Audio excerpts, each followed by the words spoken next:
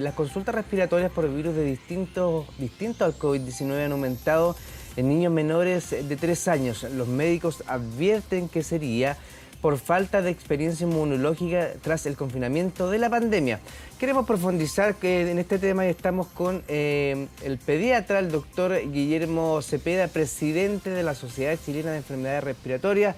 Doctor, ya lo tenemos de manera telemática allí, ya lo vemos. Muchas gracias por acompañarnos en esta mañana de día domingo. Tenemos muchísimas consultas. La primera es que vemos que las urgencias respiratorias están llenas con esperas de 2, 3, 4 y hasta 5 horas. ¿Qué está pasando, doctor? Buenos días.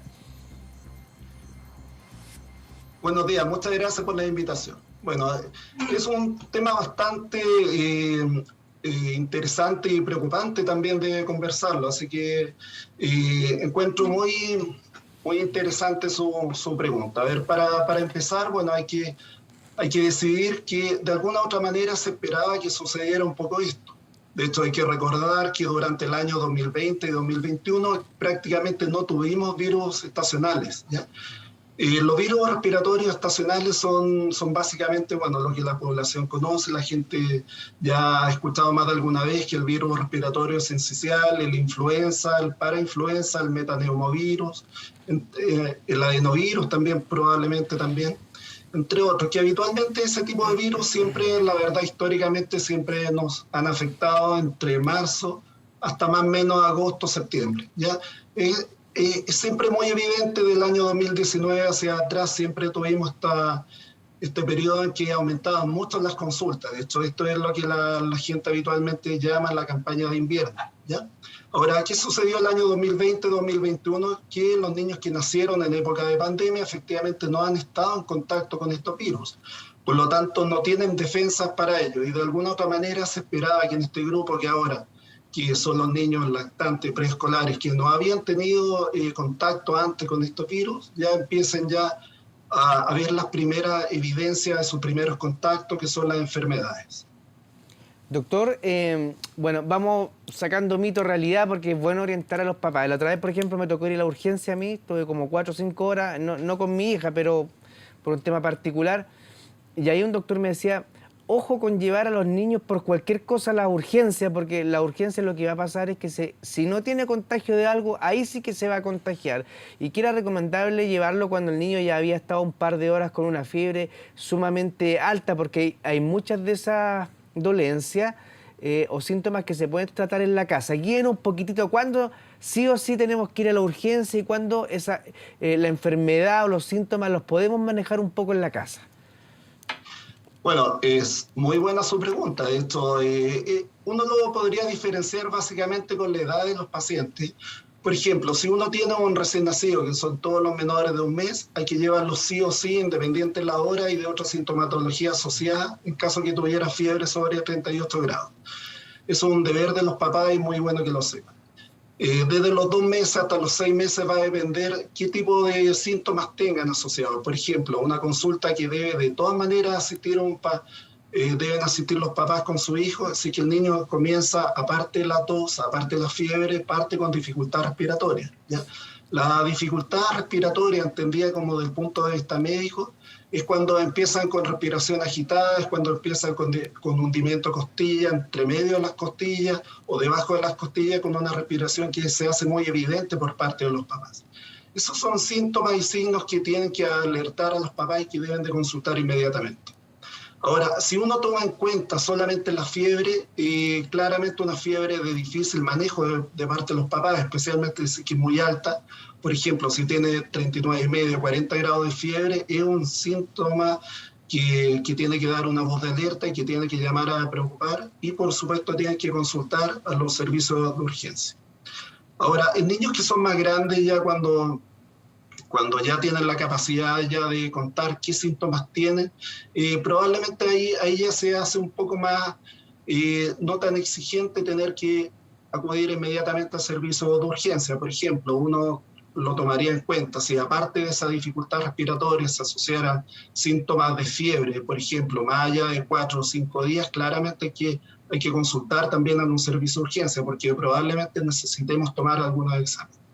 Claro, pero cuando el niño tiene 4, 5, 6 años y presentó un día malestar y tiene un poquitito de todo y no se le han hundido las costillas, digamos, y no tiene problemas para respirar, convendría un poco, doctor, manejarlo en casa para ver cómo... Porque lo que uno hace al llevar todos juntos a los niños es saturar los servicios de urgencia. O sea, yo vi 4 o 5 horas de espera en una clínica privada. No me quiero ni imaginar cómo son las esperas en el sistema público o los consultorios rurales, por ejemplo. Por lo tanto, ahí uno pudiera ir ponderando. Doctor, esto de que también lo he escuchado mucho.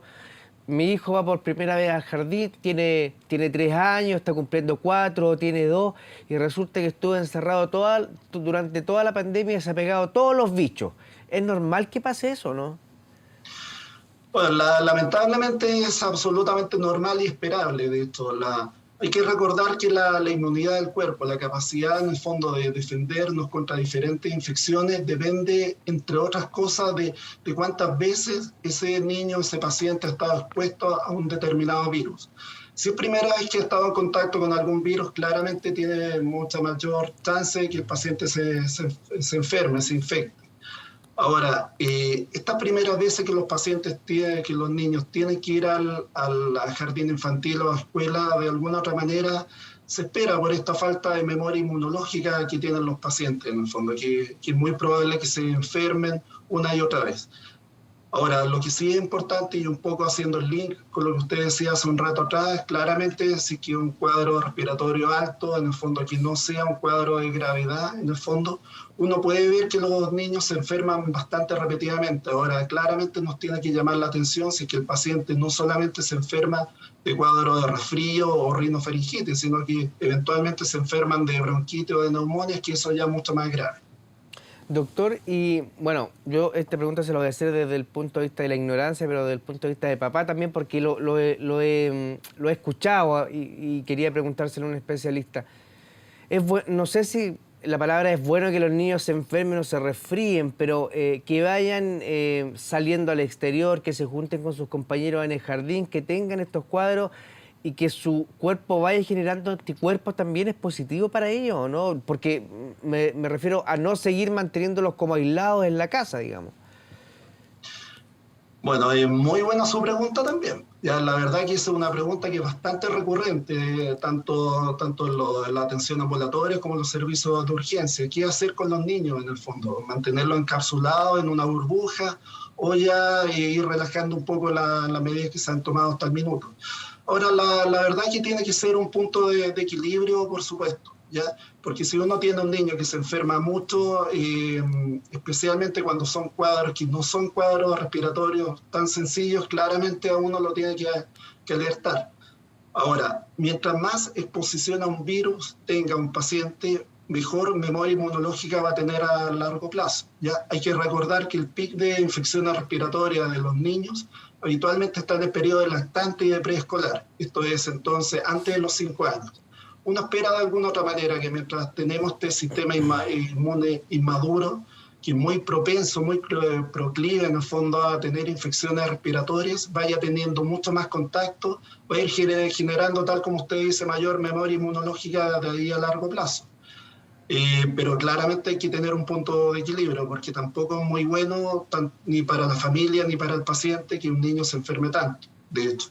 Ahora, si que uno lo ve el vaso medio lleno, probablemente su pregunta, claramente, pues si es que uno ve que un niño se enferma y tiene cuadros respiratorios altos, frecuentes y leves, son las defensas que le va a generar hacia el futuro, claramente. Claro, doctor, y por último, recién conversamos con nuestra meteoróloga que se va a venir lluvia entre martes y miércoles, pero más importante que la lluvia para este tema es que después se va a venir el frío. O sea, al final de la semana vamos a estar cerca de los 4 grados sobre cero, que es muy, muy baja la temperatura, y los niños a las 7 de la mañana se van al colegio, se van al jardín infantil. Me imagino que hay técnicas, tácticas que podemos usar los papás.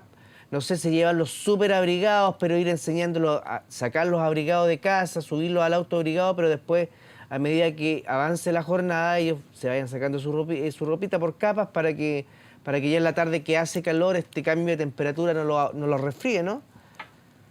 Claro, bueno, hay varias cosas ahí. O sea, por una parte ya hemos aprendido bastante ya con el coronavirus de que hay algunas medidas que son costo eficientes, que son muy buenas de llevarla a la práctica. ¿Ya? El uso de mascarillas, niños que sean más grandes, por supuesto, el distanciamiento físico, el lavado de manos frecuente, son medidas que son muy útiles tanto para el COVID, pero como también para los virus estacionales. ¿Ya? Así que esa medida uno la seguiría recomendando absolutamente y que se siga manteniendo. En relación efectivamente, los cambios de temperatura en general tienden a disminuir la inmunidad de los pacientes. ¿Ya? Y ¿de qué manera uno podría a lo mejor evitar esto? Claramente que esos cambios de temperatura no sean tan violentos. Hay que recordar que, por ejemplo, el frío va a producir efectivamente que se dejen de mover unos pelitos que uno tiene adentro de la nariz que son tanto macroscópicos, que son visibles, como también microscópicos, disminuyen la movilidad y por lo tanto disminuye también la posibilidad de evitar una infección, de que cuando entre un virus sea efectivamente despejado hacia la zona de fuera del sistema respiratorio, ¿ya? Ahora, abrigar a los niños claramente está bien en el contexto de frío, tratar de lo posible, si se puede cubrir, bueno, como un poco lo que hemos conversado, cubrir con mascarilla, boca y nariz, siempre y cuando sea un niño mayor. Ya si un niño más chiquitito ahí imposible, así que ahí sería bueno a lo mejor cubrir boca y nariz con alguna medida física de la que probablemente nosotros como papás ya estamos acostumbrados a usar. Doctor. Ahora, perdón. No, disculpe, y sigue, para no irnos de este tema, ¿y sigue siendo el algodón lo mejor para abrigar por sobre el sintético, por ejemplo? Que yo he escuchado que dicen que con el sintético, como los niños corren en los recreos, se mueven mucho, qué sé yo, transpiran y esa transpiración les queda ahí adosada. ¿Sigue siendo la camiseta de algodón, esa que se vende en los carritos en la calle, incluso la que es más económica, la que sigue siendo mejor o no? O sea, es una medida útil, ya es una medida útil. Acá en este caso hay que ir sumando medidas, por llamarlo de alguna manera. ¿Ya? Las medidas que ya conversábamos del COVID, tratar de evitar los cambios de temperatura, tanto a nivel corporal, claramente es un beneficio. Ahora, el algodón es una buena alternativa. Ahora hay que recordar también que los niños sienten el mismo calor que uno, por supuesto. Así que si uno lo lleva muy abrigado, por supuesto, van a transpirar más y a lo mejor van a generar más incomodidad. Pero claramente, pues el algodón es una de las medidas que también sería recomendable usar. Oiga, en el fondo hay que... ¿Sí? Sí, doctor, me aporta el editor un dato que quería consultarle. Si uno saca una foto de los contagios del día de ayer a la semana anterior, el mismo día, subieron bastante, casi se duplicaron. Y en algunos colegios yo he escuchado, porque aquí, bueno, cada colegio interpreta la norma del MinSal dependiendo de sus características, su infraestructura, pero en algunos colegios han dicho, no, nosotros vamos a seguir con la mascarilla con los niños, incluso en clase, y bueno, la vamos a permitir sacar solo en el horario de colación. ¿Es una buena medida esa, doctor, o no? ¿O esto de ir aflojando con la mascarilla pudiera ser un antecedente que hayan subido, se hayan duplicado en un mismo periodo los casos? Bueno, la verdad es muy difícil echarle la culpa a solamente una medida, un aumento tan evidente que tuvimos de una semana a otra. La verdad es que ahí probablemente sea más multifactorial. Ahora hay que recordar también el tipo de fin de semana, si hubo feriado entre medio, ¿no? En fin, son varios elementos que uno tiene que tomar ahí en cuenta para hacer alguna sugerencia acerca de cuáles pueden ser las razones o motivos. Ahora, claramente, vuelvo a insistir, el uso de la mascarilla sigue siendo útil, es una medida muy costo efectiva y la verdad que, claro, bueno, evidentemente depende que nos cuidemos entre todos y esas medidas las tienen que tomar cada colegio en base a cómo interpretan ellos la sugerencia que se hacen desde el ministerio. Pero probablemente el uso de mascarilla va a llegar y se nos va a quedar un buen tiempo. La verdad que cuesta tener elementos, especialmente en niños que sean más grandes, como para sugerir no usar el correcto uso de mascarilla.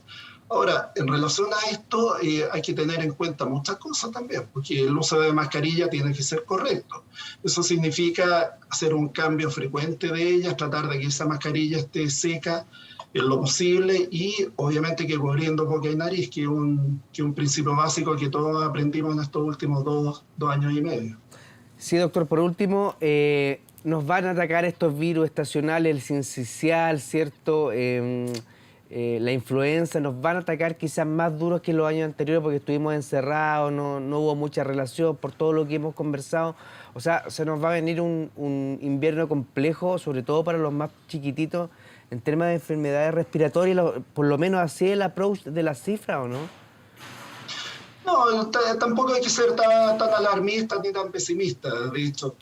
Y era probable, sí, era en el fondo, era evidente que si tuvimos un par de años, en el fondo que mantuvimos la distancia, que evitamos los contactos entre personas, era evidente que cuando se liberaran esas restricciones iba a haber un aumento de las infecciones respiratorias. Ahora, estas medidas de alguna otra manera se pueden ir disminuyendo, aplacando en la medida que todos colaboremos, que todos compartamos las mismas instrucciones. Pero no daría una voz de alerta ni sería tan pesimista en cuanto al respecto. Ahora, hay que recordar que en Chile tenemos muchísima experiencia, la verdad las cosas, tenemos años de experiencia en campaña de invierno, se prepara el Ministerio de Salud, nos preparamos los médicos, están los equipos de salud listos y dispuestos, así que no enfrentaría esta situación que estamos viviendo ahora con una voz tan pesimista, sino que mantengamos la restricción, o sea, mantengamos todos los cuidados que nosotros generalmente podemos hacer, colaboremos en el fondo, tratemos de evitar enfermar a otros niños, a otros adultos, y en la medida que todos nos cuidemos vamos a andar bien, pero sí, no sería tan pesimista. Y ponernos las vacunas, porque además nuestro sistema de vacunas es súper robusto, porque usted puede ir a la última posta rural, yo que soy del mundo rural en provincia, usted va a ir a la última posta y va a haber una persona, posta se le decía en mi tiempo, ahora se le dice CEPAM, va a ir ahí a ese lugar y va a estar la vacuna y va a estar el profesional también que lo vacune. Entonces yo creo que en este país que somos tan autoflagelantes en algunas cosas, yo creo que tenemos que realzar lo bueno, lo positivo que es que tenemos, Doc, un súper y robusto sistema de vacunación nacional, ¿no? Absolutamente, la verdad que siempre va a ser el llamado a vacunarse. Tenemos dos tremendas vacunas muy efectivas, de hecho muy eficientes, que son la vacuna contra el COVID y la vacuna contra la influenza. Tenemos muchísima gente vacunada, pero queremos obviamente que se sigan vacunando, que sigan cumpliendo los refuerzos que habitualmente entrega como información al Ministerio. La verdad que las vacunas están disponibles y es un lujo que tenemos nosotros como país. El sistema de vacunación chileno lleva años de experiencia, lleva años trabajando. Y la verdad que cuando uno lo compara con países desarrollados o en vías de desarrollo, la verdad que es un lujo. Así que hay que aprovechar esta instancia. Por eso el llamado siempre va a ser a la población a vacunarse tanto contra la influenza como contra el COVID, que son las vacunas que tenemos disponibles, que son tremendamente efectivas y que son muy buenas. Oye, me acordé de la última pregunta, aprovechando su tiempo y su gentileza, que le puede servir a muchos papás también, porque están ya los colegios mandando las autorizaciones para vacunar a los niños en los colegios. Entonces, una de las consultas que sale en los WhatsApp de ahí de cursos de los apoderados es bueno que le pongan en el mismo día la vacuna de la influenza, por ejemplo, y la dosis del COVID-19. También pasa algo distinto, es preferible más parcelado. Guíenos un poquitito, doctor. No, la verdad que ahí en ese sentido hay bastante evidencia que lo mejor es vacunar al mismo tiempo. Ya, hay que aprovechar en el fondo la instancia, hay que aprovechar los tiempos. Si se generó la posibilidad de vacunar a un niño, no hay ningún problema que se vacune contra la influenza y contra el COVID al mismo tiempo. Incluso desde el punto de vista práctico es mejor. Desde el punto de vista inmunológico generan claramente reacciones inmunes que son buenas, que son válidas, que son efectivas. Así que el llamado es a vacunarse y aprovechar el tiempo y aprovechar esa posibilidad. Si los pacientes se pueden vacunar al mismo tiempo, bienvenidos sea. En un bracito cada una, y que los chiquititos son harto más valientes que nosotros para las vacunas también. Sí. Doctor Guillermo Cepeda, pediatra y presidente de la Sociedad Chilena de Enfermedades Respiratorias, muchísimas gracias por habernos guiado, por haber tenido esta conversación con nosotros, que sirve de guía también para los papitos. Ya sabemos, si su hijo tiene menos de un mes o tiene un par de meses y tiene problemas respiratorios, no lo dude, inmediatamente urgencia. Si es un poquitito más grande y le puede ir diciendo los síntomas, usted vaya ponderando también si es que la fiebre no es tan persistente para que no se colapse el sistema de urgencia, y las vacunas el mismo día no hay problema, doctor, ¿no? Exactamente. Esos son los mensajes finales y es muy bueno que la gente los tome en cuenta. Así que muchas gracias por la invitación. Un gusto y a disposición de ustedes. Muchísimas gracias a usted también. Que tenga un lindo día domingo, doctor. Nos vemos. Realmente. Muy bueno, amigo.